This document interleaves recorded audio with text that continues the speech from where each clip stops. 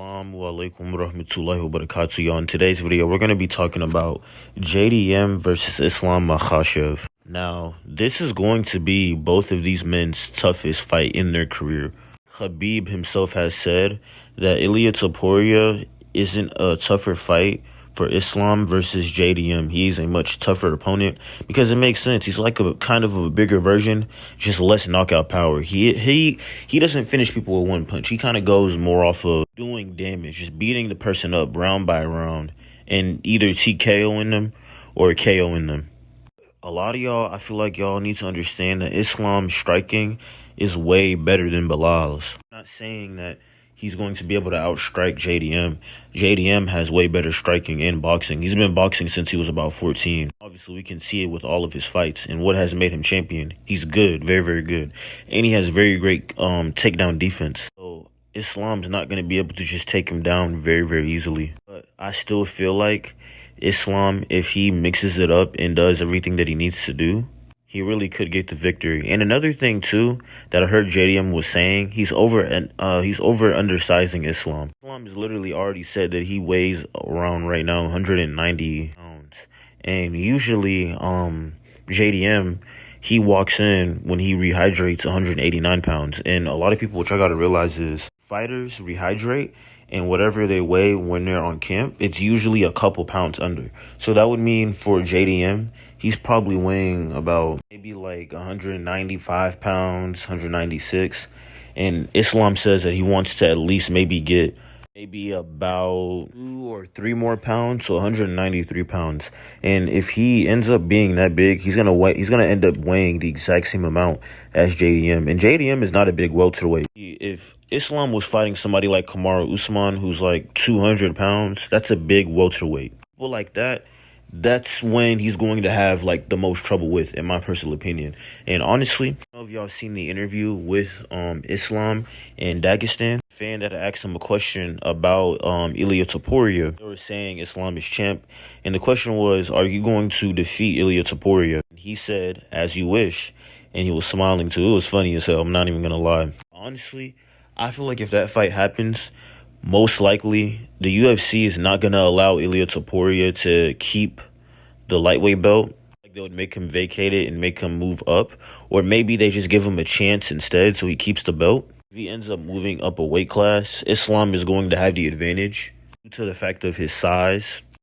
Ilia Topuria, I don't think he would have a problem with making 170. I mean, his coach has already said that he walks around 180 pounds usually. He would just have to bulk up, and I feel like it would help him. But because of Islam already being at that weight class now, it'll still be a good fight. It'll still be a really great fight.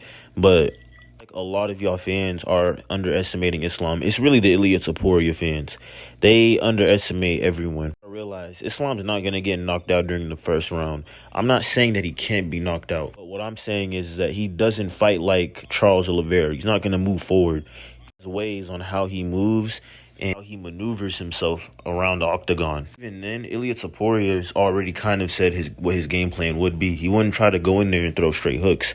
He knows that Islam's going to be moving and weaving. He said himself, the best way to defeat a wrestler is with body shots.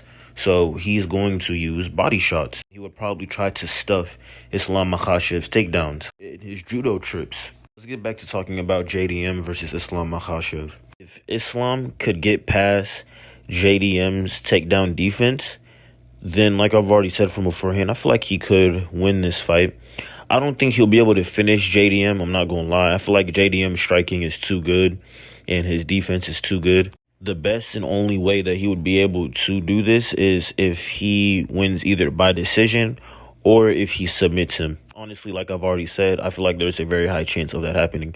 But at the same time, this is going to be his toughest fight, and JDM could win by TKO. You never know. At the end of the day, this is a fight. JDM is really good at switching stances. He has really great takedown defense. He's going to be able to scramble out of those crazy positions that Islam Makhachev is going to put him in, of course. But like I've already said, I feel like Islam's strength, people are really underestimating his strength. They're like, oh, he's just strong at lightweight.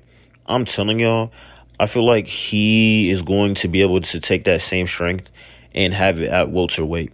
Like he's just as strong as the welterweights. I mean, honestly, I'm pretty sure I heard about something to do with Khabib wrestling with Khabib and Alex Pereira wrestling, and I heard that Khabib was doing really, really great against him. And honestly, I believe it because y'all keep forgetting, Magomed Ankalaev has trained with them before.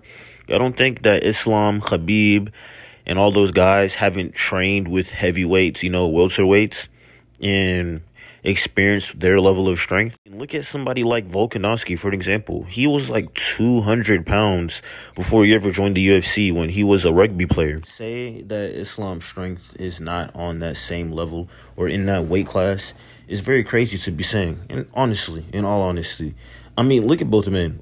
I'm pretty sure JDM is either 5'11 or 6 foot. I'm pretty sure he's 5'11, and Islam's only 1 inch shorter than him. So they're not gonna be. It's not gonna be too much of a small man versus big man thing in this one. I mean, even Islam has said himself that he used to struggle making 155 pounds, and as y'all know, when you're a man and you get older, your body tends to fill out more in its frame, and your bone density tends to increase.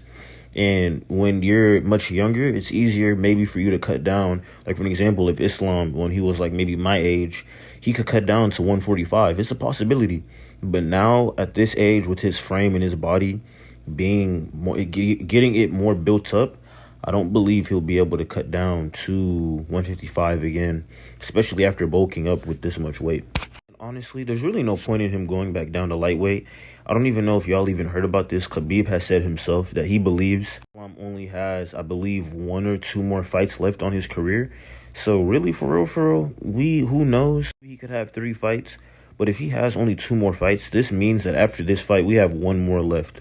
He's going to be retiring, honestly. Really appreciate these fighters while they're here and appreciate everything they've done while they've been fighting. No matter how bad the matchups have been, the UFC have put them up against. At the end of the day, regular people just like us, they're coming to fight for a legacy for their people and to reach financial freedom. And their way is by fighting, and us, the audience, we sit and we enjoy it. At the end of the day, this is going to be a really great fight. I'm not going to lie. Genuinely cannot wait to see when this fight's going to happen. I believe people are saying it's going to be UFC 322, and they should be fighting in Madison Square Garden. And that'll be neutral territory. Both men are not American.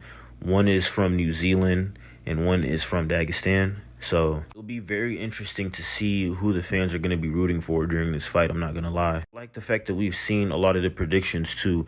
We're hearing from what other welterweights are thinking of a lightweight moving up. A lot of them are showing their respect to Islam. And like I've already been saying, I feel like a lot of them are doubting him real bad. I feel like a lot of them are going to learn how strong Islam is. Saying he's going to be like the strongest at welterweight. There are bigger welterweights than him. He's going to do very, very great during this fight. Honestly, cannot wait to see the back and forth clash between both men. I want to see if they're going to strike against each other. Who knows? Maybe JDM may try to shoot for a takedown. We don't know. Who knows? If Islam loses, Khamzat might come down from 170, which I don't know if that would be fluidly possible. End up fighting JDM or fighting Islam. And even then, that's going to be even a tougher fight. Regardless of who wins this fight, they're going to have way tougher matchups coming up in their next fight. For Islam, if he wins, there's a possibility he could fight Khamzat or he could fight Ilia Topuria, depending on what the UFC wants to do. And same thing for JDM. He could end up either fighting Ilia Topuria or he could end up fighting Khamzat Chimaev, which, like I've already said, I don't know how exactly that's going to happen. Assalamu alaikum. Like, comment, subscribe. Love, bless y'all.